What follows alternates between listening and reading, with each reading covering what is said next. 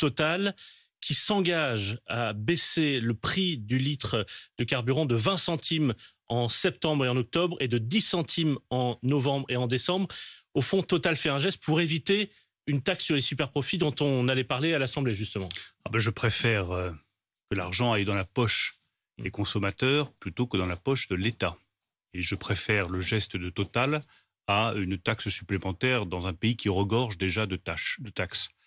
Donc je salue la décision de Total. Je pense que c'est une décision juste. Vous avez mis une grosse pression sur Total depuis plusieurs semaines. Il y a eu une négociation intense qui a été menée pour arriver à cette décision qui est, je le redis, une décision juste, une décision forte et une décision bonne pour les consommateurs. J'ai aussi écouté la majorité, on est en discussion depuis plusieurs jours. Je vois bien que, y compris dans la majorité, certains disaient il faut que Total rende une partie de ses bénéfices aux consommateurs. Au nom de la justice sociale, par exemple. Au nom, mais bien sûr, je comprends parfaitement ce raisonnement.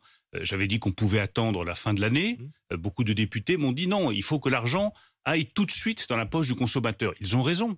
Donc nous avons ouvert des discussions intenses avec Total, des discussions constructives pour faire comprendre. Non, pas compliqué. C'est des décisions qui sont toujours difficiles à prendre pour une entreprise.